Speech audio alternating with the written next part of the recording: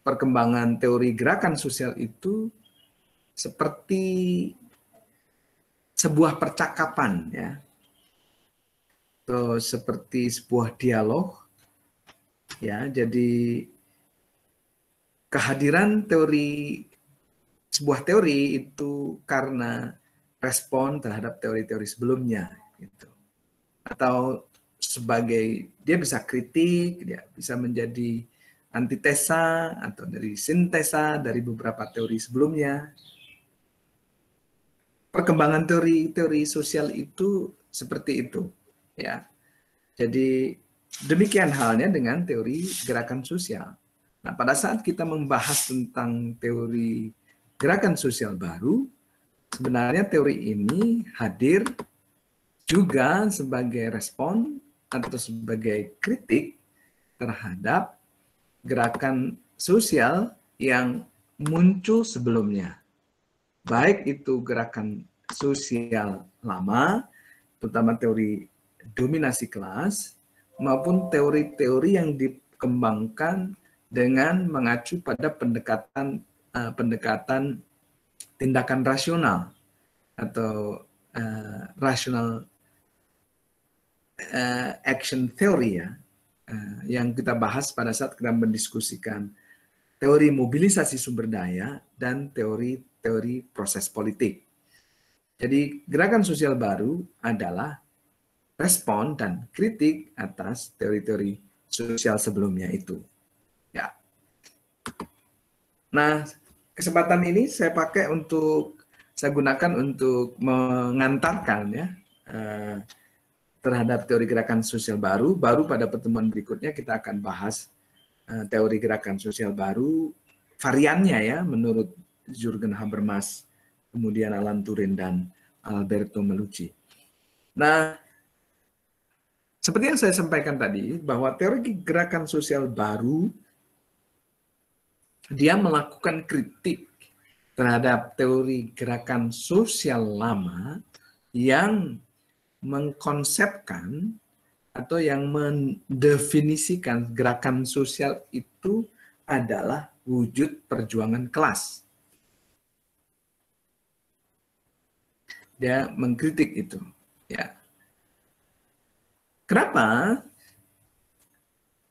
Bagi gerakan sosial baru, bahwa gerakan sosial yang diartikan sebagai wujud dari perjuangan kelas itu telah mengalami penurunan atau decline, atau penurunan cenderung mulai redup lah kira-kira gitu sejak tahun 1960, seiring dengan perubahan masyarakat industrial, ya, dari masyarakat industrial menjadi masyarakat pasca industri sebenarnya.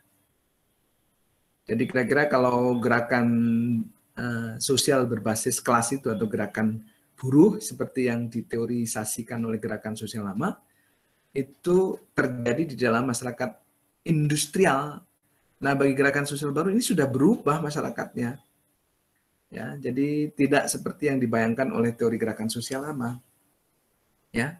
Jadi sekarang di dalam masyarakat pasca industri itu, persoalan yang menjadi perhatian dari gerakan sosial itu bukan persoalan-persoalan yang terkait dengan redistribusi materi, misalnya atau berkaitan dengan perjuangan untuk melakukan revolusi agar tercipta masyarakat tanpa kelas atau yang disebut dengan masyarakat komunis, seperti disebutkan di dalam Komunis Manifesto yang ditulis oleh Marx dan Friedrich Engels. Masalahnya itu bukan itu. Sekarang itu persoalannya adalah persoalan identitas. Bagaimana sekelompok orang ingin diakui identitasnya. Misalnya adalah perempuan adalah kelompok yang memperjuangkan agar identitas perempuan itu diakui oleh masyarakat, sama seperti halnya laki-laki, untuk mendapatkan pengakuan memiliki hak yang sama, memiliki status dan kedudukan yang sama. Itu gerakan perempuan itu kan yang diperjuangkan itu, ya, bukan persoalan merebut sarana produksi seperti gerakan buruh, kan tidak. Atau gerakan kelompok-kelompok dengan disabilitas, orang-orang cacat itu juga menuntut pengakuan mereka sebagai bagian dari masyarakat yang memiliki hak yang sama dengan masyarakat yang lain. Mendapatkan pengakuan misalnya. Kenapa kemudian sekarang aksesibilitas itu menjadi penting? Karena perjuangan mereka agar mereka diakui. Seperti di kampus-kampus sekarang mulai bagaimana membangun kampus yang aksesibel. Kampus kita misalnya Wali Songo ini masih menjadi masalah. Gitu. Kampus kita itu, coba Anda bayangkan di fakultas itu, kalau Anda punya teman yang buta, bagaimana dia bisa misalnya mengakses lantai 3 dari gedung FISIP tanpa bantuan siapa-siapa ya. Misalnya Anda tidak menuntunnya dan sebagainya. Apakah bisa? Enggak kan? Artinya apa? Kampus kita itu belum aksesibel. Kampus kita belum memberikan pengakuan terhadap kelompok-kelompok dengan disabilitas. Kalau sudah melakukan pengakuan berarti kampus kita harus aksesibel. Dan aksesibilitas itu dalam artian yang sesungguhnya, bukan hiasan ya. Kayak itu yang di lobi kita itu kan itu ada tangga yang harusnya landai itu. Itu kalau mereka yang pakai kursi roda sendiri itu tidak bisa naik juga, itu bisa jempalik gitu karena kemiringannya itu terlalu miring. Karena itu adalah sarana-sarana untuk yang bersifat aksesoris aja, tidak standar. Jadi atau gerakan-gerakan yang berkaitan dengan persoalan gaya hidup, misalnya Go Green. Gerakan sosial baru itu yang diperjuangkan. Bahwa yang anti sedotan plastik, jadi dari rumah sudah bawa sedotan dari stainless atau dari yang lain, sehingga kalau Anda ke restoran Anda bilang tidak perlu pakai sedotan ya, itu kan gaya hidup tuh, gerakan-gerakan baru. Jadi menurut gerakan sosial baru itu yang terjadi sekarang itu bukan lagi perjuangan ini ya. Nah, karena itu, bagi gerakan sosial baru, gerakan sosial itu sudah bergeser. Jika dulu gerakan arena perjuangan gerakan sosial itu adalah di pabrik, tempat kerja gitu, di industri. Sekarang bergeser ke arena-arena budaya. Nah, arena budaya itu di mana? Di dalam kehidupan kita sehari-hari. Misalnya gaya kita mengkonsumsi makanan yang misalnya organik gitu dan segala macam, bukan fast food dan segala macam. Gaya hidup sehat, atau misalnya berkaitan tadi status perempuan kan itu di dalam kehidupan kita sehari-hari, karena Anda sebagai perempuan hidup di dalam keluarga, di dalam masyarakat, Anda memperjuangkan misalnya hak dan status Anda sebagai perempuan yang harus diakui sama dengan hak dan kewajiban laki-laki di dalam masyarakat. Kan arenanya begitu di situ, bukan di pabrik lagi kan gitu. Nah, gerakan sosial baru begitu.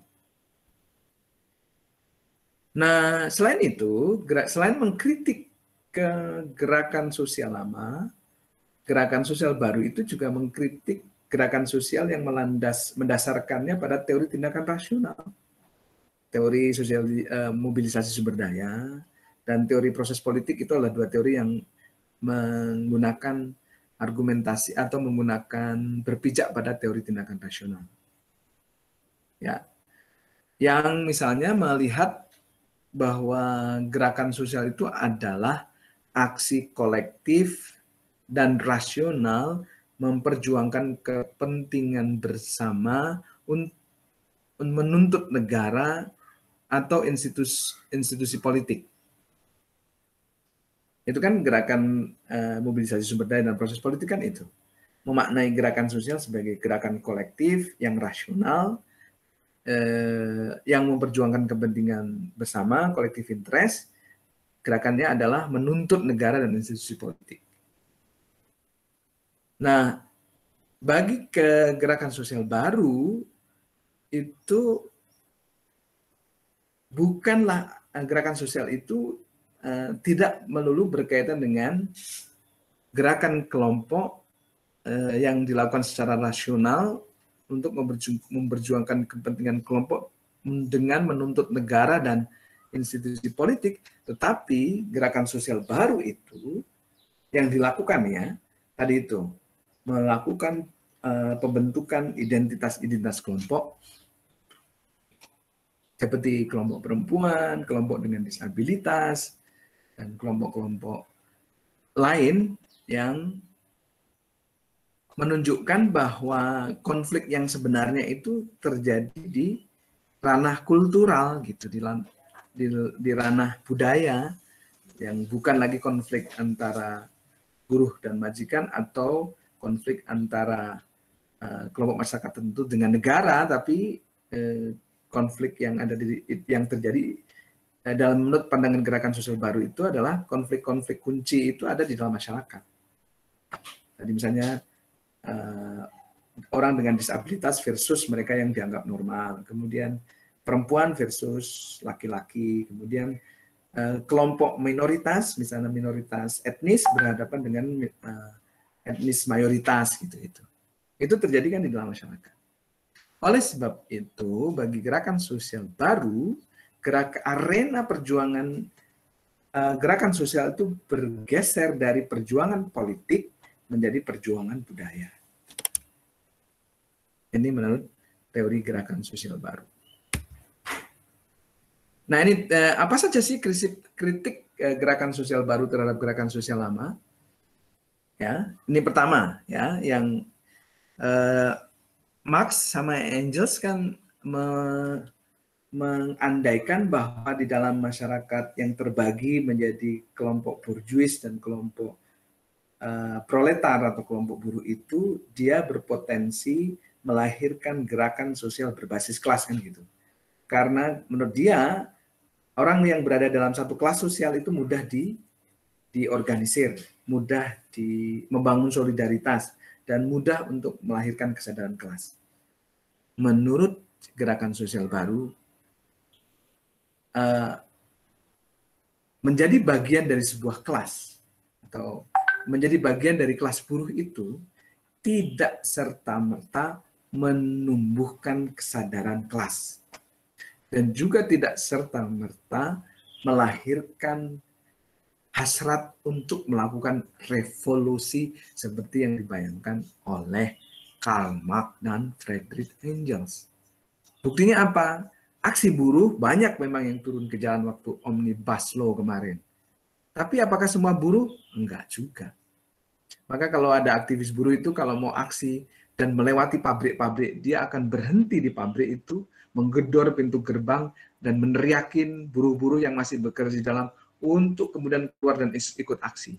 Itu artinya apa? Tidak semua buruh memiliki kesadaran kelas sebagai buruh. Nah, itu kritik yang diberikan oleh gerakan sosial baru. Nah, kemudian revolusi yang dibayangkan oleh Marx dan Engels, yakni terjadinya masyarakat tanpa kelas seperti yang ditulis dalam manifesto komunis manifesto, itu ternyata tidak terwujud. Mana sampai sekarang, mana wujudnya masyarakat tanpa kelas itu? Masyarakat tanpa kepemilikan sarana produksi oleh individu? Tidak kan, nggak terjadi kan? Tetap aja kelompok-kelompok yang memiliki kapital atau para kapitalis itu yang memiliki sarana-sarana produksi sampai sekarang. Dan masyarakat kita terbangun masih didasarkan pada cara produksi itu dan hubungan-hubungan produksi itu. Jadi revolusi komunis seperti dibayangkan Marx itu tidak terwujud. Itu kritik gerakan sosial baru. Yang kedua. Yang berikutnya, bagi gerakan sosial baru, kekuasaan dan kontrol kapitalis itu terhadap buruh itu tidak hanya dalam arena produksi di tempat kerja, tetapi juga melalui ideologi, seperti tadi yang diceritakan. Nah, ini yang kemudian nanti dibahas oleh Habermas tentang ideologi itu. Jadi kelompok kapitalis itu mengontrol buruh itu tidak hanya dengan mengendalikan misalnya upah atau di dalam arena produksi di tempat kerja, tapi kelompok kapitalis itu juga mengendalikan dan mengontrol buruh itu dengan melalui ideologi. Ya. Jadi tadi yang bisa melalui undang-undang, bisa melalui institusi pendidikan seperti sekolah-sekolah dan universitas. Ideologi kapitalisme itu ditanamkan di sarana-sarana produksi intelektual itu. Dan itu adalah proses kontrol dan pengendalian secara halus dan kita tidak menyadarinya. Nah, dengan ideologi kapitalisme itu, para kapitalis membangun apa yang disebut dengan totally administered society, jadi masyarakat yang secara total itu dikendalikan. Itu kritik gerakan sosial baru. Nah, menurut gerakan sosial baru bahwa dominasi ideologi kapitalisme itu telah memenangkan pertentangan ideologi yang dulu misalnya sangat kenceng tuh pertentangannya antara ideologi komunis dan ideologi kapitalis, tapi belakangan kapitalisme dengan tadi itu kontrol dan penguasaan secara ideologi tadi itu telah memenangkan pertentangan ideologi itu. Dan apa konsekuensinya? Sekarang membuat buruh itu menjadi pasif, penurutan, dan tidak revolusioner lagi.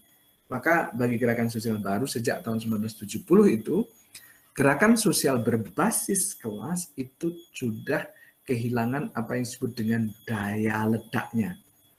Jadi gerakan buruh sekarang itu tidak lagi seperti tahun 70-an ya, dan sebelum tahun 70-an. Itu buktinya apa? Nah, aksi-aksi buruh, bahkan termasuk aksi-aksi buruh sekarang untuk menentang Omnibus Law itu kan orientasinya untuk bernegosiasi dengan para pemilik modal. Dalam rangka apa? Untuk kompromi. Yang dikompromikan apa? Misalnya tentang upah, jaminan kesehatan, cuti, dan seterusnya. Tapi bukan perjuangan untuk mengganti sistem sosial yang disebut dengan sistem sosial tanpa kelas tadi, yang dibayangkan oleh Karl Marx dan Engels sebagai masyarakat komunis. Oleh sebab itu, gerakan buruh itu tadi kehilangan daya dobraknya, atau gerakan buruh sekarang itu tidak mampu mendobrak sistem yang kapitalistik. Tidak mampu melakukan apa yang disebut dengan breaking limits of the system. Itu tidak bisa. Menurut gerakan sosial baru. Jadi itu kritiknya ya teman-teman. Nah, kemudian apa kira-kira gerakan sosial baru itu? Pertama, ini pengantar ya, nanti kita perdalam pada teori-teori yang dikembangkan oleh para teoretisi. Gerakan sosial baru itu tidak melakukan menuntut ya. Jadi tidak melakukan penuntutan. Tuntutan gerakan sosial baru itu bukan redistribusi material. Jadi bukan masalah upah, bukan masalah ini. Tetapi yang dituntut oleh gerakan sosial baru itu berkaitan dengan persoalan hak asasi manusia. Misalnya setiap orang itu memiliki hak untuk dilindungi, hak untuk dihormati, hak untuk dipenuhi oleh negara. Misalnya hak untuk terbebas dari perlakuan diskriminatif, hak untuk mendapatkan akses pendidikan, hak untuk mendapatkan akses layanan kesehatan. Itu yang diperjuangkan. Ya. Selain hak asasi manusia yang diperjuangkan oleh gerakan sosial baru biasanya juga berkaitan dengan persoalan kualitas hidup yang lebih baik. Jadi yang go green, misalnya zero plastik, kemudian mengkonsumsi makanan organik, lalu juga memperjuangkan identitas perempuan, transgender, mereka dengan disabilitas, minoritas etnis, dan minoritas agama, dan segala macam. Jadi dia perjuangkan identitas untuk diakui, ya, untuk diterima, diakui dan diterima. Ya. Jadi tidak didiskriminasi, tidak mengalami penindasan, kekerasan dan segala macam. Dan selain hak asasi manusia, kualitas hidup atau gaya hidup dan identitas juga memperjuangkan nilai-nilai budaya baru, nilai-nilai normal baru, atau moral baru, atau nilai-nilai atau norma sosial baru. Yang misalnya tentang kesetaraan, keadilan, anti diskriminasi, inklusif, dan seterusnya. Oke, lalu kemudian ya, sudah saya jelaskan tadi, dia gerakan sosial baru itu adalah untuk membangun identitas baru, nilai-nilai baru, gaya hidup baru, serta berjuang untuk mendapatkan pengakuan dan penerimaan dari masyarakat. Contohnya ada gerakan lingkungan ya. Jadi, nah gerakan lingkungan itu kalau teman-teman amati, dia memiliki keyakinan bahwa perubahan sosial itu dimulai dari kehidupan sehari-hari. Jadi bukan kayak buruh gitu yang demo atau itu kan perubahan sosial dibayangkan kayak gitu tuh kalau gerakan sosial lama ya, melakukan penuntutan dan klaim terhadap negara dan partai-partai politik atau lembaga-lembaga politik untuk misalnya melindungi kepentingan mereka. Kalau gerakan sosial baru dan contohnya gerakan lingkungan, perubahan sosial itu tidak dilakukan dengan cara seperti yang dibayangkan gerakan sosial lama, tapi perubahan sosial itu dimulai dari kehidupan sehari-hari, terutama berkaitan dengan sikap dan perilaku dan hubungan seseorang dengan alam. Jadi kira-kira mulai dari Anda buang sampah sembarangan enggak?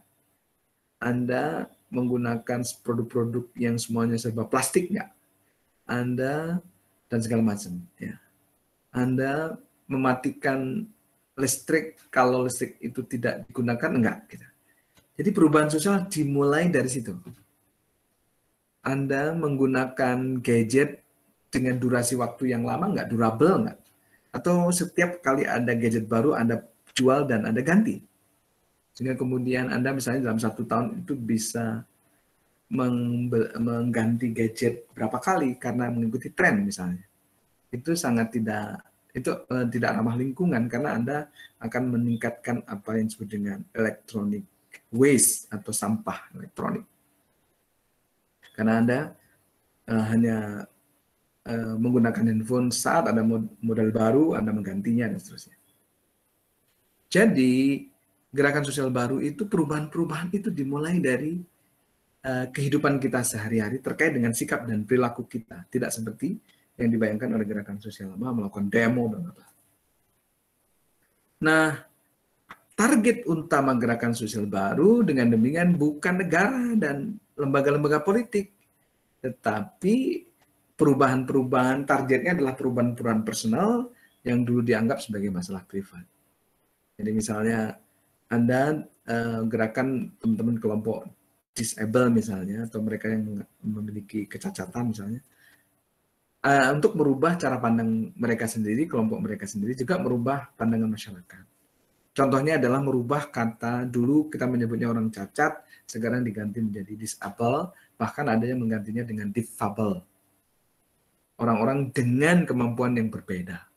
Itu ada muatan ideologisnya ya. Cacat itu dianggap tidak normal, cenderung negatif, disable agak halus, tapi tetap itu adalah ketidaknormalan. Lalu kemudian difabel itu lebih lebih berpihak kepada kelompok difabel karena kita itu bukan orang tidak punya, mereka yang buta dengan kita yang bisa melihat, bukan mereka cacat, tapi kita dan orang-orang buta itu memiliki kemampuan yang berbeda. Artinya apa?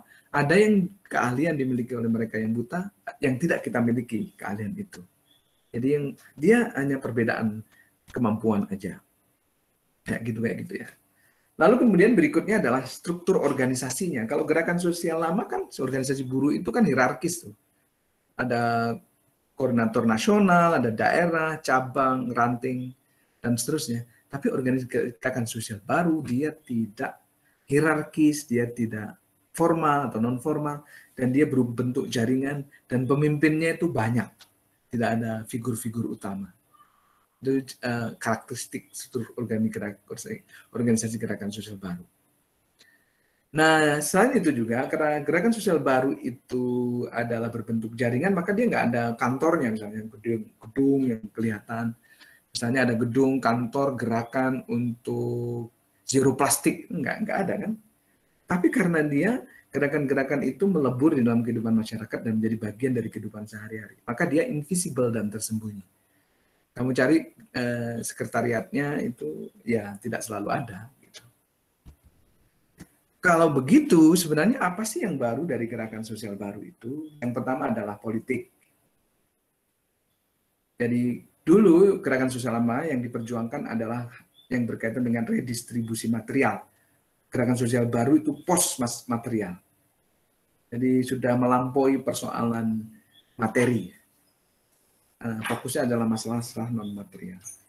Lalu kemudian politik baru yang diperjuangkan GSB adalah tentang perjuangan identitas untuk dapat diakui dan diterima di masyarakat. Lalu kemudian gerakan sosial baru itu juga melakukan kritik atas definisi dominan siapa kita dan bagaimana cara kita hidup. Maksudnya adalah siapa kita itu kan biasanya identik dengan mereka yang kelompok dominan. Jadi misalnya mayoritas, laki-laki gitu. Itu disebut dengan kita, maka ada anak-anak perempuan itu tidak dianggap. Terus bagaimana cara kita hidup? Cara kita hidup ya ini yang serba material, serba mudah, pakai teknologi, yang konsumtif dan segala macam. Enggak, itu adalah cara hidup seperti itu membuat kehidupan dunia ini menjadi tidak lestari ya, karena banyak sampah yang diproduksi, kemudian energi yang dikonsumsi, tidak ramah lingkungan dan segala macam. Kita rubah cara hidup itu. Itu yang dilakukan oleh gerakan sosial baru. Kemudian arena perjuangannya juga bergeser. Jika dulu itu gerakan sosial lama itu di pabrik, di tempat kerja, gerakan sosial baru arenanya adalah arena budaya dan kehidupan sehari-hari. Kemudian gerakan sosial baru juga membangun budaya alternatif seperti nilai-nilai baru, identitas baru, dan gaya hidup baru. Dan yang berikutnya adalah komposisi baru. Kalau gerakan lama itu buruh, semuanya yang ikut adalah buruh semua. Tapi gerakan sosial baru dia tidak dibatasi oleh kelas sosial tertentu, tapi semua kelompok menjadi bagian dari gerakan itu. Bisa perempuan, bisa anak, bisa kelompok minoritas, bisa pemuda, gerakan anak muda, dan bisa juga yang dulu misalnya tidak menjadi aktor-aktor dominan di dalam gerakan sosial. Dan tentu saja dia tidak berbasis kelas pekerja, tetapi dia dipimpin oleh kelas menengah terdidik, biasanya dipimpin oleh mahasiswa, kemudian aktivis, mungkin para pendidik, dan segala macam. Maka Anda lihat misalnya gerakan-gerakan lingkungan, gerakan-gerakan perempuan, gerakan-gerakan kelompok disabilitas, biasanya banyak dipimpin oleh kelas-kelas menengah terdidik. Nah, bentuknya organisasinya, gerakan sosial baru itu dia desentralisasi, tidak terpusat, kemudian mendorong partisipasi anggotanya terlibat, jaringannya bersifat demokratis, dan dia tidak hierarkis dan tidak birokratis. Kemudian dia tersembunyi ya, tidak terlihat secara publik, tapi dia tersembunyi. Oke teman-teman, tokoh-tokoh dari GSB ini yang akan kita diskusikan dalam pertemuan yang akan datang. Pertama adalah Jurgen Habermas, Jurgen ya, bukan Jurgen. Kemudian Alan Turing, kemudian juga Alberto Melucci. Nah, ini akan kita diskusikan dalam pertemuan yang akan datang. Oke, teman-teman.